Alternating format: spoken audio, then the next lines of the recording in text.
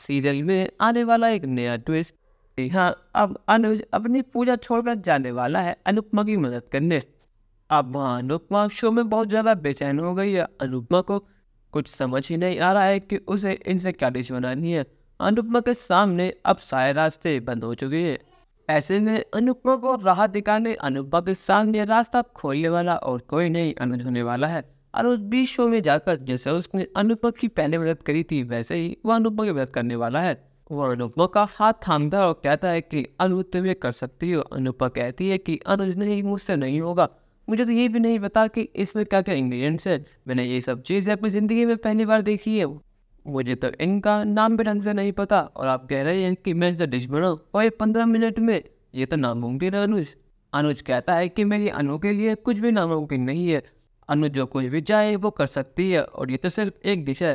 तुमने 25 साल अपनी फैमिली के लिए, अपने बच्चों के लिए खाना बनाया है और आज जब बात अपने ऊपर आई है, अपने करियर के लिए, अपने रेस्टोरेंट की बात आई है तो तुम पीछे हट रही हो। जिस अनुपमा को मैं जानता हूँ वो अनुपमा कभी ऐसी थी ही नहीं। वो अनुपमा कभी हार मानती ही नहीं थी, चाहे कितनी बड़ी परेशानी हो। यहाँ पर जज केत कहता है, जी हाँ ये वही जज है जो अनुपमा से अब बहुत ज़्यादा चिढ़ता है और कोई ना कोई बहाने ढूंढता रहता है जिससे वो अनुपमा को इस शो से डिस्क्वालीफाई कर दे। यहाँ पर वो अनुज से कहता है कि आखिर तुम अपने को समझते ही क्या हो? तुम सोच क्या रहे हो? ये कोई नॉर्मल शो है या फिर कोई इंडियन शो है जहाँ तुम्हारा जब मन करेगा तुम मुँह उठाकर चले आओगे? और मैंने अनुपमा से पहले ही कहा था कि ये इसकी कप ऑफ टी नहीं है, इसके बस की ये सब नहीं है। इसलिए आज अनुपमा डेंजर जोन में है। यहाँ पर बाकी दोनों जजेस शेफ शैली और शेफ वोंग अनुज को साथ देते हुए कहते हैं कि इसमें गलती क्या है। इतने प्रेशर में आके अक्सर कैंडिडेट होपलेस हो जाते हैं, उनको समझ नहीं आता उन्हें क्या करना है, तो इसलिए बस अनुज उसकी हेल्प कर रहा है। तो ये सब चीज़ें शो के अकॉर्डिंग चल रही है, तो आप चलने दीजिए। यहाँ पर अनुज अनुपमा से कहता है कि अनु तुम जितना बात करो मैं तुम्हारे साथ हूँ और मेरी आंखों में देखो तुम ये कर सकती हो। चाहे कुछ भी हो जाए तुम्हें हार नहीं माननी। तुम्हें अपनी फैमिली के बारे में, अपने करियर के बारे में और सबसे ज़्यादा ज़रूरी अपने रेस्टोरेंट के बारे में, वो रेस्टोरेंट तुम्हारे भरोसे ही है। अगर तुम जीत जाओगी, जो प्राइस बनी होगी तुम उससे अपने रेस्टोरेंट को बचा लोगी और तुम्हारा रेस्टोरेंट तो आंखों के सामने नीलाम हो जाएगा। अब अनुपमा अपने आप को संभालती है क्योंकि अनुज ने अब अनुपमा को रास्ता दिखा दिया है, उसको एक होप दे दी है कि अनुप ये सब बहुत आसानी से कर सकती है। अनुपमा बिना एक पल गवाए लास्ट के 10 मिनट में एक डिश बनाती है जो डिश तीनों को बहुत ज़्यादा अच्छी लगती है और अनुपमा डेंजर जोन से बाहर आ जाती है। अनुपमा अनुज से गले लगकर उसे थैंक यू बोलती है और कहती है कि अगर आप आज ना आते तो मैं कॉम्पिटिशन पक्का हार जाते क्योंकि मैं तो बिल्कुल होपलेस हो चुकी थी।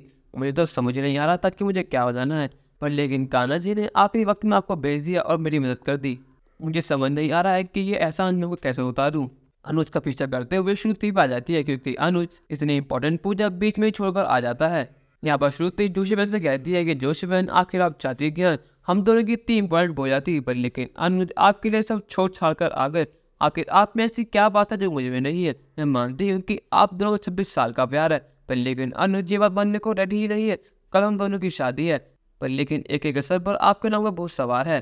तो मेरा से रिक्वेस्ट है कि आपका शादी पक्का है और हम दोनों की शादी होते हुए देखें, क्योंकि आप दोनों को अब समझना होगा कि अब आप दोनों एक नहीं हो सकते। अब एक ही मेरे और जिंदगी भर अब एक ही मेरे ही रहने वाले हैं। अगर आपके मन में अनुज के लिए कहीं ना कहीं फीलिंग है तो अच्छा होगा कि आप उन फीलिंग का दम घोट दे।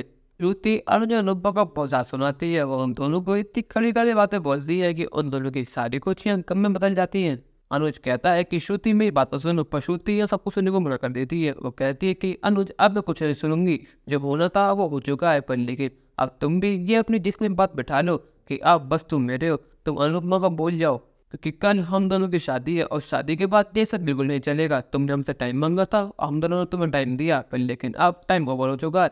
अगर शादी के बाद ऐसा कुछ भी हुआ तो मुझे खुद नहीं पता कि मैं क्या कर बैठूंगी। यहाँ पर श्रुति का प्लान अनुज को बर्बाद करने का है। उसका प्लान ये है कि वह अनुज की सारी प्रॉपर्टी हड़प लेगी और आधे को अपने संग रखेगी ताकि अनुज पूरी तरह बर्बाद हो जाए, वो रोड पे आ जाए, क्योंकि श्रुति को अपनी बहन माया की मौत का बदला लेना है। अब समय रहते क्या अनुपमा श्रुति का राज पता कर पाएगी? क्या वो अनुज को बचा पाएगी या फिर अनुज की जिंदगी बर्बाद हो जाएगी? अपनी राय हमें कमेंट करके जरूर बताइएगा और चैनल को नहीं सब्सक्राइब तो कर लीजिए। धन्यवाद।